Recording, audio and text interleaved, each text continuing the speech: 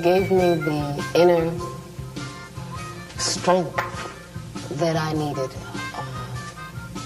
to overcome, or to be able to think about overcoming the tremendous odds that were against me, was my grandmother. She came from Wilmington, North Carolina, to see me at Yardville Prison.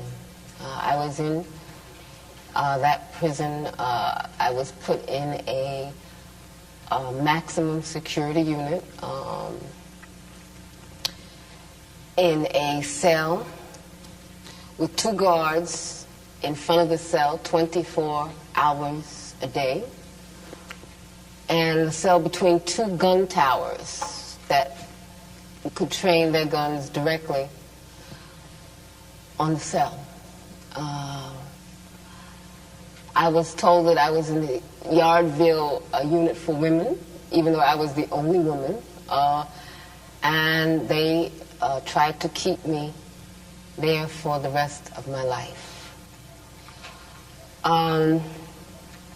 My grandmother came to visit me there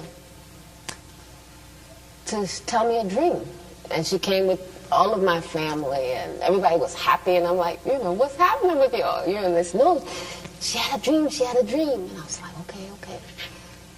And so my grandmother's dream was that she was dressing me, that she was in an old house that she lived in when she lived in New York still, and she was putting clothes on me. I said, is that the dream? She said, that's the dream.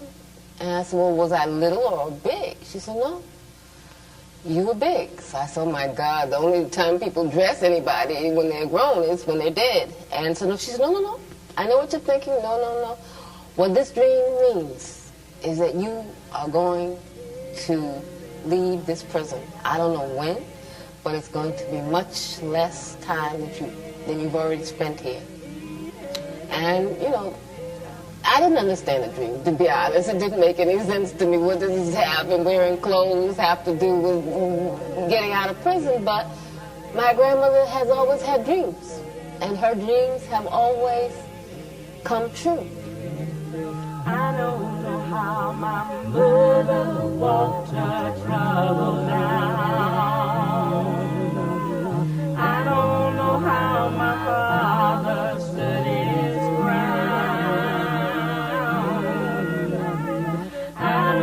how my people survived slavery. I do remember, that's why I believe.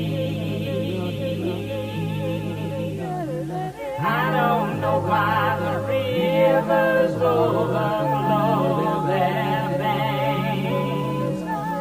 I don't know why the snow falls and covers the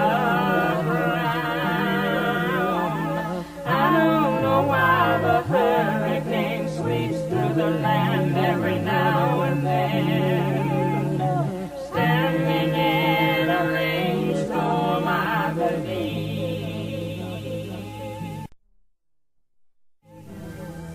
Many people say that injustice and hunger are walking freely all over the universe, and that nature is seeking a response.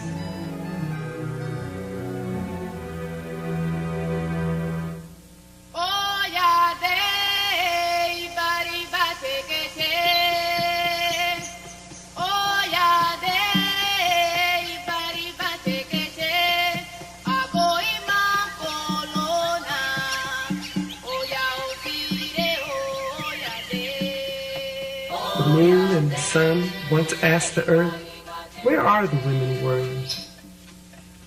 The earth responded, they have been scattered all over the world, but they can always be identified by the beauty in their eyes, which reflects the dignity and the greatness of the rainbow.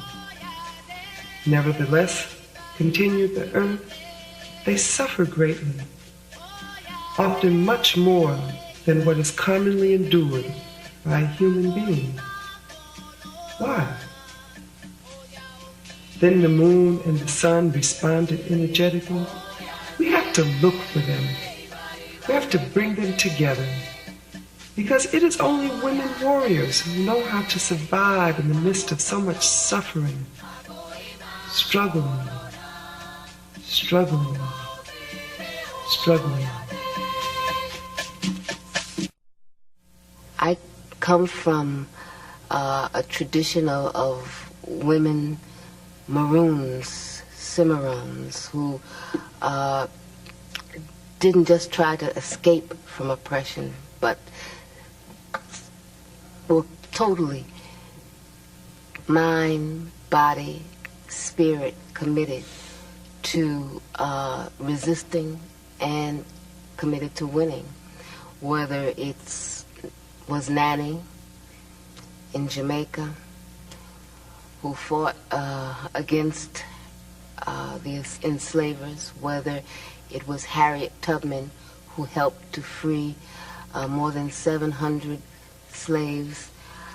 I think I come from a very strong history, and I simply wanted to live on this planet and to continue that tradition and to try in my little way to make my ancestors proud.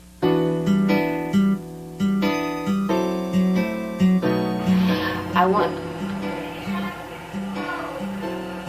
to live in a country where freedom means something.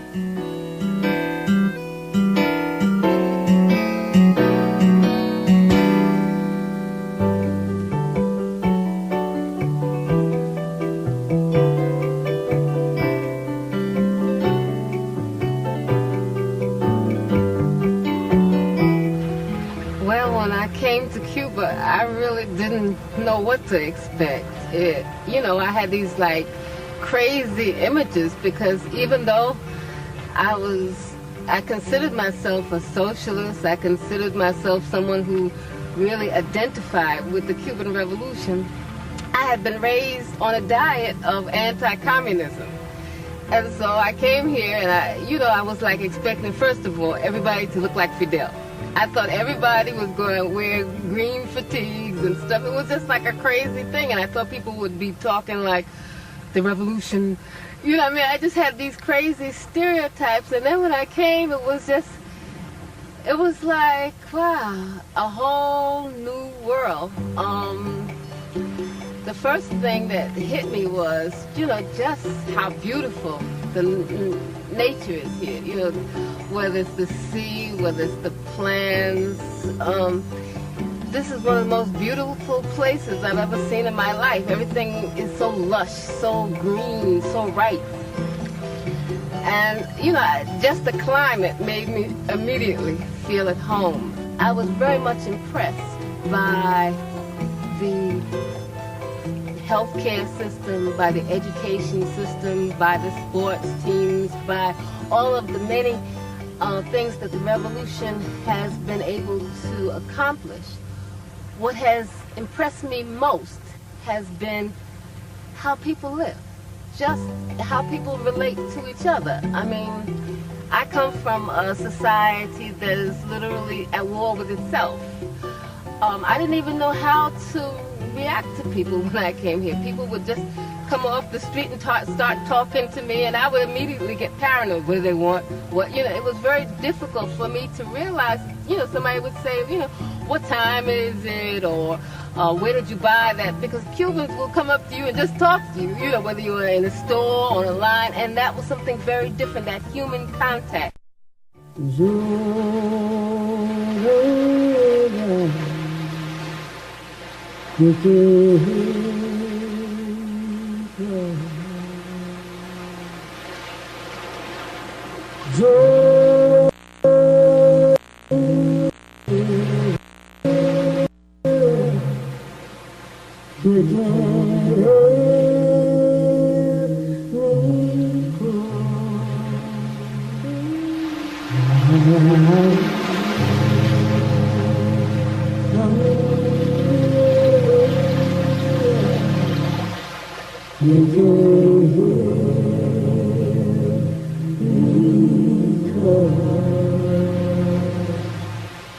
I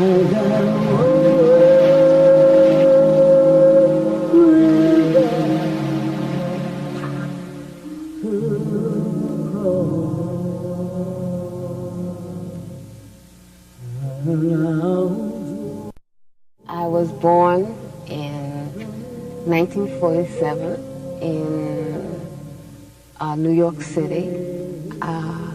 I lived with my mother and my aunt and my grandparents in a house in Queens, New York, in Jamaica, Queens. And I stayed there until I was about 3 or something. And I went with my grandparents to live in Wilmington, North Carolina. My grandparents decided to go back to Wilmington because Wilmington was their home. And because also they wanted to open up a small business. They had saved all their money hoping to go back to Wilmington, and they did go back, and they opened up a small business on the beach by the sea. They opened the business because at that time Wilmington was completely segregated. Well, the South was just totally segregated. It was apartheid. What that meant was that there were black schools. For example, I went to a all-black school, the Gregory School. There were the black library. You know, we grew up with that kind of reality of not voluntarily living like that, not voluntarily accepting apartheid, but understanding that the price of stepping out or standing up alone could possibly be death. From slavery, the idea of a political prisoner started. We were political prisoners brought here from Africa. We were political prisoners in the in order to keep colonialism fat, in order to keep the plantation owners that profited from our sweat and labors, we were kidnapped and brought here as prisoners, and our status hasn't changed, whether it's on the streets. We're prisoners of the ghettos. In Harlem, we're prisoners in small tenements. We're prisoners of urine-smelling hallways. And I mean, I've always been a prisoner. I've never been free in my life. I don't know what freedom means. Sitting in this place on this plantation, you know, you think back to what those slaves had to deal with, and that probably the only beauty that they saw was the human beauty between them and the beauty of the sky and of the trees and of the grass. And I think that probably helped them to survive, to stay alive internally, spiritually. Growing up, you know, by the sea and seeing the beauty of this planet, it was hard not to really have a profound respect for this planet, for nature. My grandmother, she could not stand people throwing paper on the floor. I mean, she could not take that. That was a crime for her, because what it meant, you know, she would say, look at these grown people, you know, what's wrong with their hands? They can't hold the paper until they find a trash can, you know. I think that how we live in this earth is very much tied to how we think about nature. And so I think that it's important for African people and all people who appreciate living to make sure that our children and our grandchildren have a planet that is livable. And that means to make very serious changes in the order of the priorities and the politics that exist today.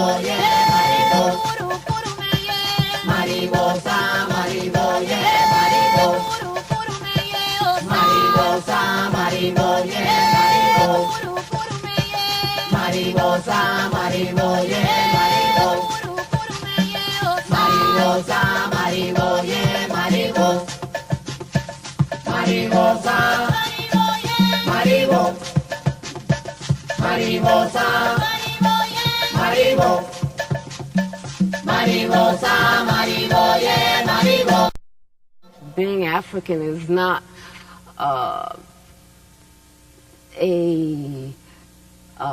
matter of race. It's a matter of a history, of a culture, of a struggle of a people. And the important thing is to be able to remember that, not to be disassociated from that, not to be torn from that, to carry that on into the future and to carry that on in changing the future.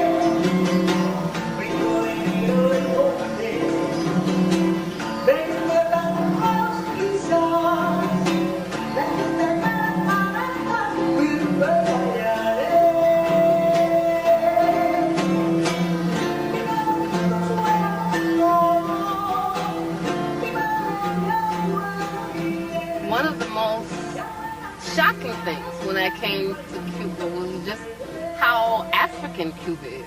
I mean, I didn't realize that there were this whole huge number of African people on this island. I had no idea, because the projection is very different, how you are taught to think about Cuba in the U.S. media. So I was really shocked. And then I began to be exposed to the culture, and the culture is so rich, whether it's in dance, whether it's music. It's so African. There's the rhythm, there's the drums, I began to be aware of just how much they had robbed us in the United States, because the slavery, the kind of slavery that existed here was terrible, and equally as terrible in the United States, but people were able to keep their religions, their gods, their piece of language. They were able to maintain dances, rituals that were directly from Africa. And for the first time in my life, I became acquainted with the Orishas, with Yamaya, Shango, Obatala, and I felt like, wow, I was reclaiming just another piece that was stolen from us. Yagumagarere, Abaka, Erosi Baba Garere, Yagumagarere, Alatariye, Erosi Baba Garere, Moro Coro como temero, Modena ye momo temaka. Moro coro como temero, Modena ye momo te mata. Otani mamatara, Eroni mamarora, Lawe del oro seriki, seriki lorun a peleya. Sakake misa okuroba, boba ena yemata que yana yo. Moro coro como temero, modena yemomo te mata. Moro coro como temero, modena yemomo te mata. Otani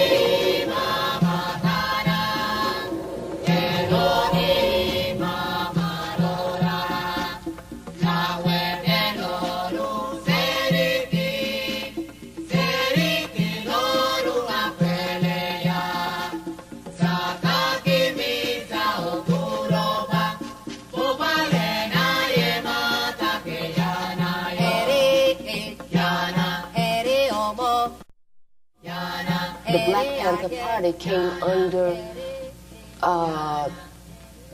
the guns of the FBI, as did all of the Black Liberation Movement. It didn't matter what positions you took. It mattered that people related to those positions, that people understood what you were saying, that people supported you. And I think that when J. Edgar Hoover and those who control the United States government understood how many young people looked to the party for leadership, how many young people were inspired by the Black Panther Party, how many young people supported the activities of the Black Panther Party. And it was, people, just ordinary street people, working people, mothers, grandmothers who would come to the office and bring clothes, come to the office and make donations. So the government just perceived us as a threat because they understood that we were serious, they understood we were telling the truth, and they understood also that we were becoming a much more sophisticated opposition. We were not just the piece of pie opposition, but that we wanted a real structural change in the United States. And so we took very clear positions. We opposed the United States government intervention in Vietnam. We opposed the blockade against Cuba and all of the other U.S. policies that were hostile to the Cuban Revolution. We opposed the United States policies of supporting apartheid in South Africa. We opposed all of the U.S. government's imperialist policies against all progressive people's struggles. By the 1960s, the end of the 1960s, the Black liberation movement became the main target of the counterintelligence program. And what they did was to try to neutralize all of our leaders, to prevent young people from coming together and uniting. And so what they did is try to pit organization against organization. They tried to pit leaders in the same organizations against each other. In New York, where I was, what they did was they arrested in, I think it was 1967, 1968, I'm not very clear on the date, I don't remember it at this moment. They arrested on charges of conspiracy 21 of our most effective activists, of our most effective leaders. As a movement, have to concentrate a lot of our energies on trying to liberate our imprisoned comrades. Even though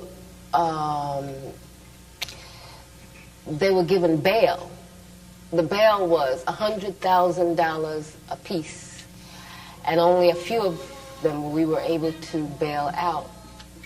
I think that we cannot look at the Black Panther Party in the past. We cannot look at the Black Liberation Movement as something in the past. African people are still not free, and there are still many, many political prisoners in the United States. It is time for us to demand total, immediate amnesty for all political prisoners and prisoners of war. If we do not take ourselves seriously, if we do not take our movement seriously, then we will have to hang our heads in front of our ancestors. Baba Ochosi, Ayelota, Omolote. Ochosi, Ayelota, Omolote. Baba Ochosi, Omakelota, Omelote. Ochosi, Ayelota, Omolote. Wole, wole. Ote mata, oke, oke. Iwole. Ote mata, oke, oke. Wole, wole.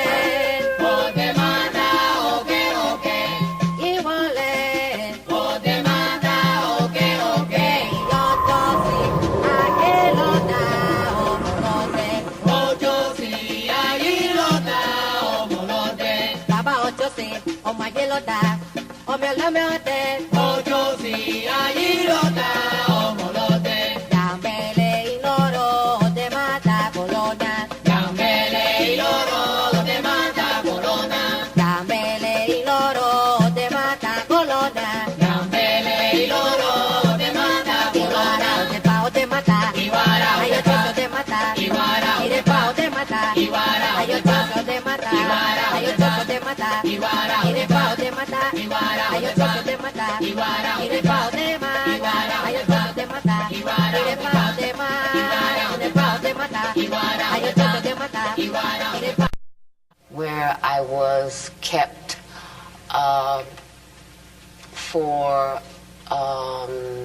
in a room, isolated for something like 4 or 5 days. I was beaten, tortured.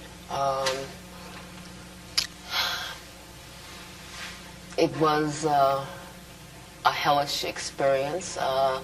No one was permitted to see me. My aunt, who is also my lawyer, Evelyn Williams, had to get a court order for her and my mother and my sister to come and see me.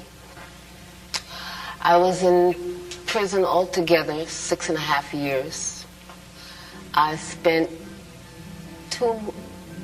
more than 2.5 years in solitary confinement.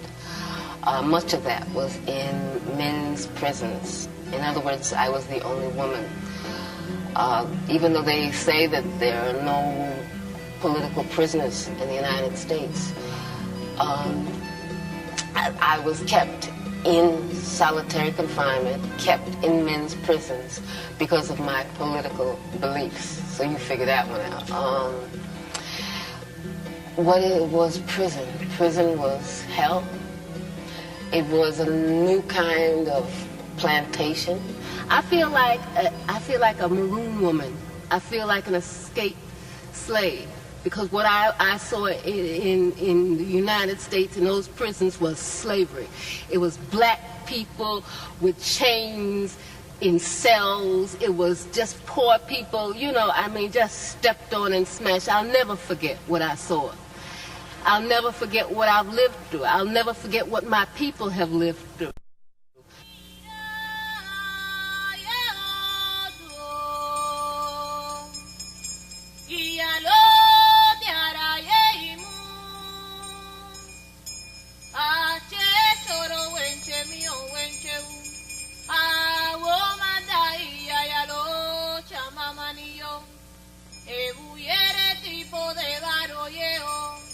Irabona de cuna cuere piosu, mo wilori, mo wilora, o gamba eche, ala mono yepa. We started to, I don't know,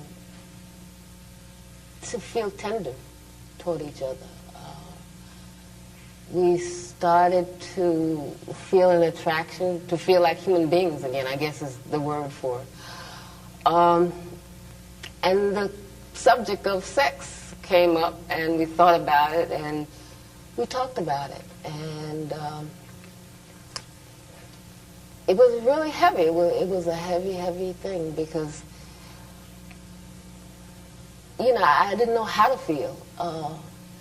Because so much that was around us was like slavery, it was like very clear they were out to wipe us out.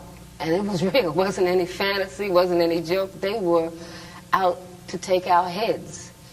And, I felt like a slave. I'm sure he must have felt just like a slave. And we said, well, how could we even think about bringing a child into this world? But then what other world is there to bring a child in? The world is a terrible place. And, I thought about my mother, my grandmother, my great-great-great-grandmothers, and what they must have thought about as slaves, bringing life into this world. And, we just decided that we were going to live, we were going to live, we're going to struggle, and we're not going to kill our own hopes. We're not going to kill our own life. We're not going to kill our right to live. And so we just decided to be human beings, to be people. In spite of all the people that were trying to squash us down and all the forces that were trying to dehumanize us, we decided to be human.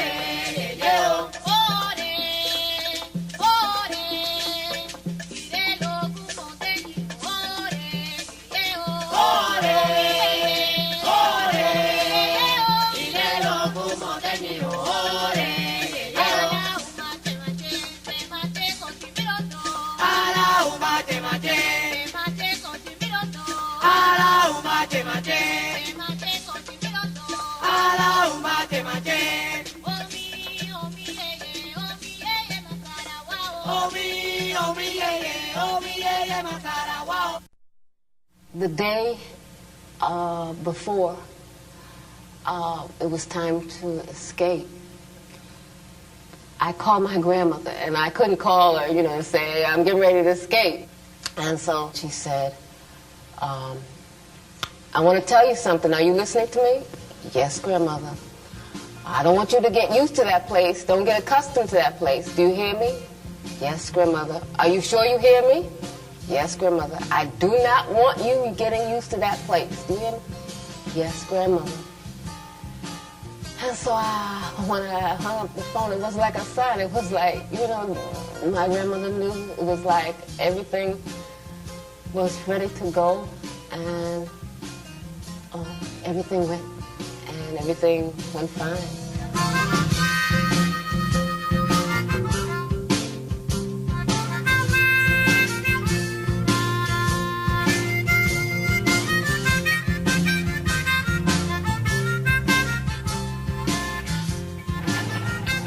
I think that the only way that we're going to realize freedom, justice, equality, decent living for people is if there's a complete change. A complete change. Everything has got to be turned around, and that's a revolution, a complete change.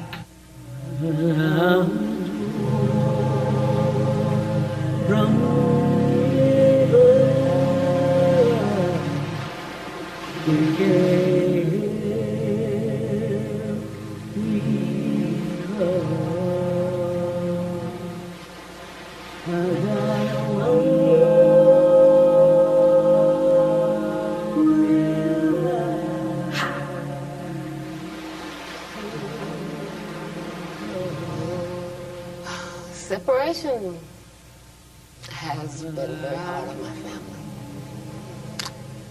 I'm sure in other eras, I don't know, after slavery, people went around looking for their family, looking for the marks that they put on their children. So I'm sure there's a lot about my family's separation and the pain that, I don't know, whether it's in the coast of Africa or the coast of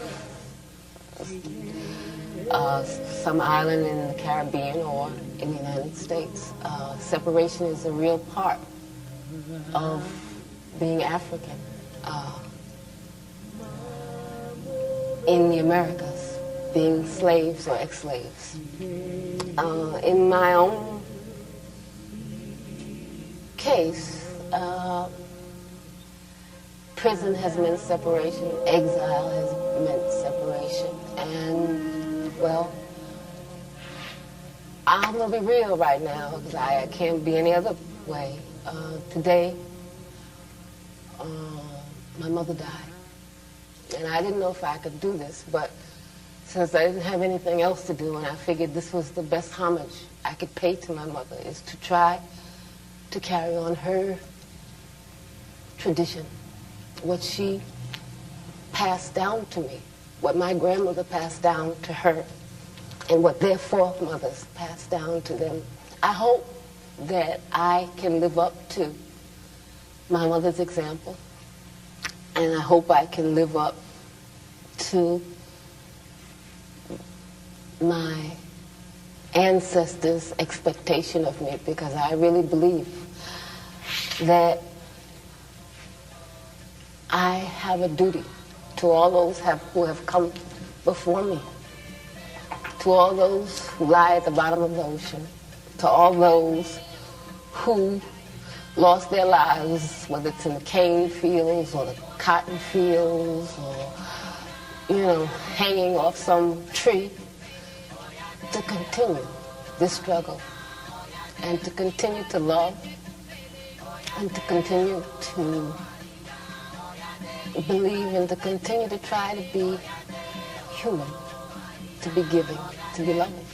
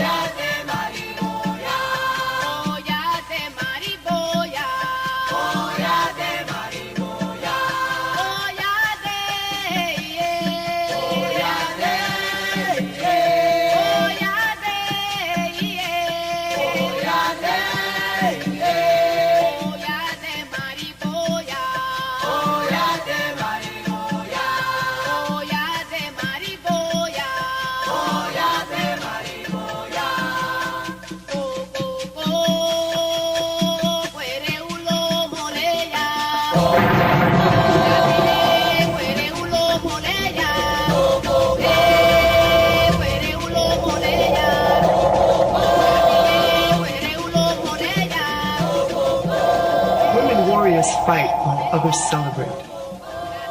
It is only they who see the dreadful colors of suffering. It is only they who perceive where the intense splendor of victory is to be found. Because warrior women are the eyes of the rainbow, the eyes of the rainbow, the eyes of the rainbow.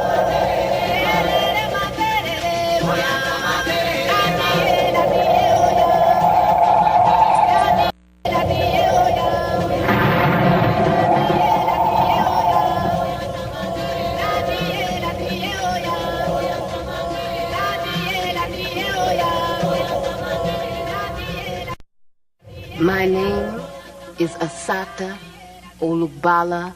Shakur. Assata means she who struggles. Olugbala means for the people, and Shakur means the thankful.